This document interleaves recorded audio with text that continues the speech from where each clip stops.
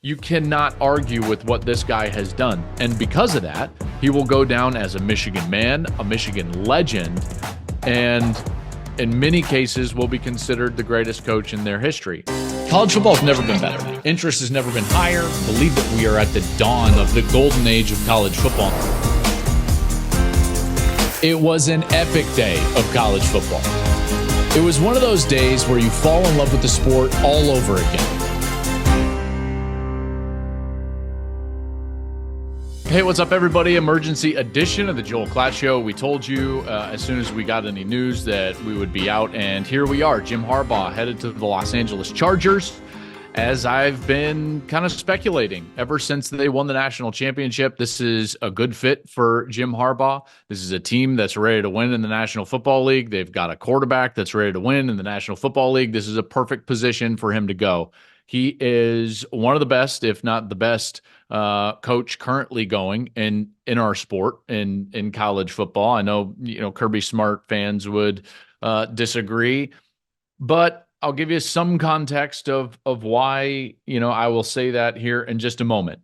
Having said that, though, this leaves a massive vacancy in the college football world. The defending national champion needs a new coach, and now 3 of the 4 playoff teams are going to be working with brand new head coaches next year, which is pretty wild here. All things in college football getting a little crazy.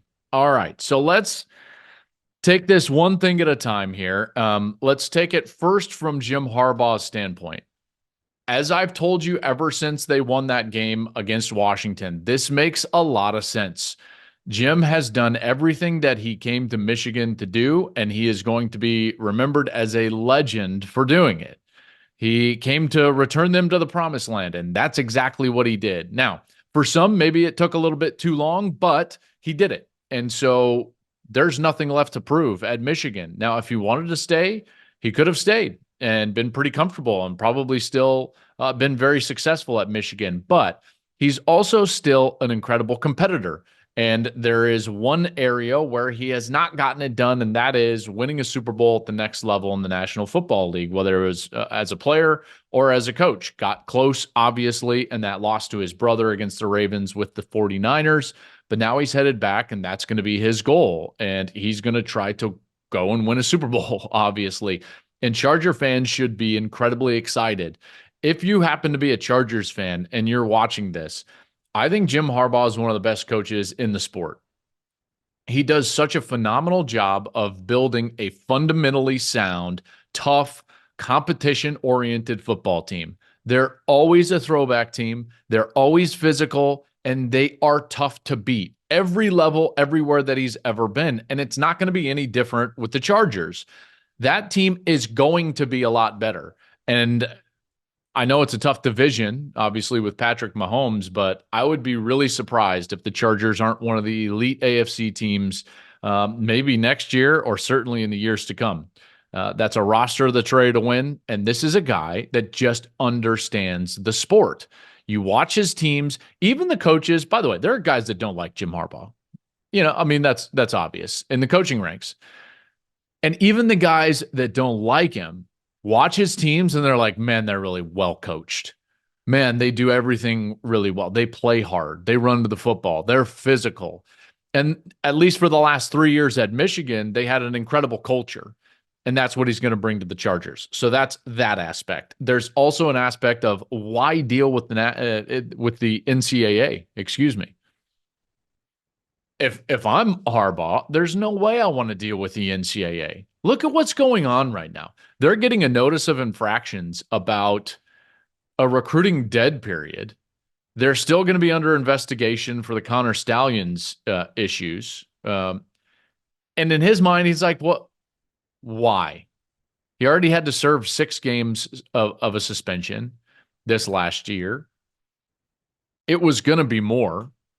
I'm sure that the investigation is not going to be nothing in terms of the sign stealing, okay? And all of that will come out later. And this is an opportunity for him to just leave and not have to deal with the NCAA. I wouldn't want to deal with the NCAA. They're getting a notice of allegations for recruiting dead period.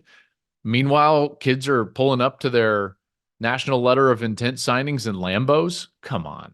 Like, what, again, what are we doing? So he left and he went to the National Football League. Now the question becomes who's staying and who's going? Okay. First and foremost, I want to be crystal clear about this. Michigan should hire Sharon Moore, period. He already had a job interview. That last 3 games of a job interview, he was the interim coach one time during the 3-game suspension to begin the year. Doesn't really count. I mean, those are teams that they're going to beat anyways. He is the interim head coach as they go right down the gauntlet at Penn State, at Maryland, home against Ohio State. Like, are you kidding me? Guys 1-0 against Ohio State. This is post sign stealing and cheating, right? I mean, this is the biggest no-brainer of all time. He has shown himself to be a guy that everybody on the team, certainly the offensive linemen, but everybody on the team love, and they played hard for him. And this is an easy fit moving forward, and they need to do it quickly. And that brings up their state law about the 7 days. This job has to, quote unquote, be posted for 7 days. Now, this is obviously a rule, a law that is meant for jobs other than the head football coach at the university. This is meant for everything else so that, there's employment opportunities and people understand where those employment opportunities exist. That's not what this is. And so Michigan does have a chance to apply for a waiver and circumvent the 7-day law and actually announce Sharon Moore as their head coach in quicker fashion, which I believe they should do. They should be applying for this if they haven't already, and they should be trying to announce Sharon Moore as their head coach as quickly as possible. Now, just so you know, the language of this law and specifically the application to kind of circumvent it goes like this. You can apply for a waiver of the posting requirement if legitimate business needs of the unit outweigh the university's intent to provide notice of employment opportunities. Well, this is a case study for that. Obviously, the business of the unit, the University of Michigan football team, that business circumvents the university's need to let people know of the employment opportunity for their head coach. I mean, this is silly. We need to apply for the waiver as quickly as possible and move forward because Sharon's the guy, and the quicker that you can have a head coach in there, in particular a guy that all the kids in the locker room love, then you can move forward without all the chaos that we've seen at other schools with their coaching changes. Because one thing we know about college football in the modern era is that coaching changes are chaos. All right. You don't want that chaos to enter your locker room. So you need to do things to build the barriers around your program and protect it from the chaos that could ensue through a vacuum of information. You don't want that vacuum of information. So they need to apply for the waiver. They need to hire Sharon Moore and then move forward. Then it becomes a question of which of the assistants are going to stay with Sharon and which are going to go with Jim. And I'm sure that this is already worked out. Here's a guess. Here's a thought, kind of my gut reaction as to how this is all going to work out. Jesse Minter, the defensive coordinator, I would be shocked if he's not the coordinator for the Chargers. Look at the success that Mike McDonald has had running the same defense as the coordinator for the Baltimore Ravens. That's one of, if not the best defense in the National Football League. All right. Michigan was the best defense. And by the way, statistically, one of the historically great defenses that we've ever seen. 15-0 national champions.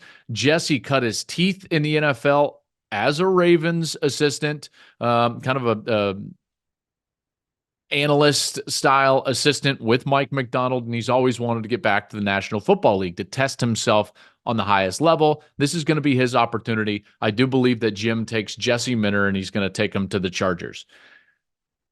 Probably Jay Harbaugh as well. That would be an obvious one. And then it gets more interesting. And I actually think other than those two, there's going to be a lot of guys that stay at Michigan and stay in the family, if you will. And here comes the most important one. Sharon Moore, if he was going to pound the table for one personnel move and really fight with Jim over who's going to stay and who's going to go, Sharon should fight for Ben Herbert, the strength and conditioning coach. I believe he's going to stay at Michigan, namely because you can impact the culture of the program to a much greater degree as a strength and conditioning coach at the college level than you can at the NFL level. His impact is substantial with Michigan. In fact, most of the coaches and players will tell you that he's the reason why they're mentally tough. He's the reason why they're so physical at the line of scrimmage. I'm sure Jim will want to take him, but his impact at the NFL level will be mitigated by the fact that he's coaching pros. They don't care about culture, they care about paychecks, right? It's about talent there. You're not going to run a 14-year vet through the strength and conditioning program to build culture. They'll look at you and laugh. So, in my estimation, Ben Herbert fits better at Michigan in college. I think he's going to stay there, and that would be a huge win for Sharon Moore moving forward, because that would be a great way to really keep the culture of the locker room intact during the transition. Ben Herbert would be a huge one. And outside of that, I think that most of those other guys will probably stay. All right, now let's just give a little bit of context to what Jim Harbaugh accomplished. The haters are always going to talk about the cheating. Fine. It is what it is. And you know what? It's hard to argue with it, and fair enough. Now, having said that, it's hard to argue with his record. Okay. Michigan was not very good before he got there. Rich Rodriguez was awful at Michigan. Good coach, bad at Michigan. Brady Hoke was not very good at Michigan. In fact, if you look at it, his win total went down every year in the 4 years he was a head coach. Rodriguez's went up 3 to 5 to 7. Most games he ever won was 7 games. Brady Hoke comes in, he did win 11 games, and then 8, 7, and 5. I mean, that's it. One double-digit win season between those guys, and they only finished ranked at the end of the year twice during those years. Horrid years for the all-time winningest program in the history of the sport. So they bring in the favorite son, Jim Harbaugh. He immediately makes them more relevant. He immediately starts winning double-digit games. He immediately puts them into a position where his second year and then almost every single subsequent year, they were ranked inside the top 10 at some point during the course of the season outside of the COVID year.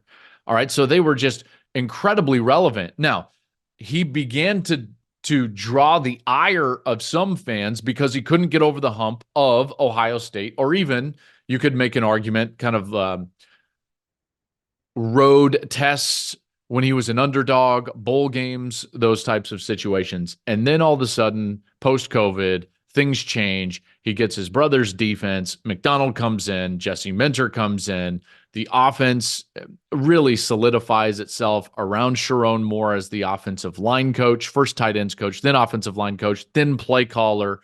And here we are. They're 12-2, 13-1, 15-0. They're back-to-back-to-back Big Ten champions. They've beat Ohio State 3 straight times. They just won the Rose Bowl, and they are the national champions. I mean, they basically we'll see moving forward, but they stopped the string of success that the SEC has had. Remember, he's doing this in an era in which we all thought that the SEC would just win every single championship. And they have, for the most part. And now all of a sudden, Michigan wins the national championship.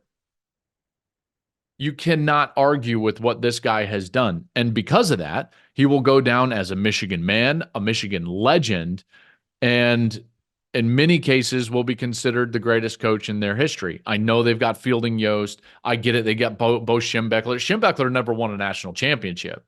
And Lloyd Carr, yes, he won a national championship, but Jim came back to resurrect them back to what they were. And then he went to a place that many believed was an impossible place to get.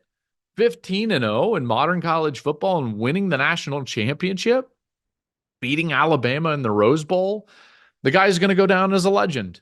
He's going to go down as an absolute legend.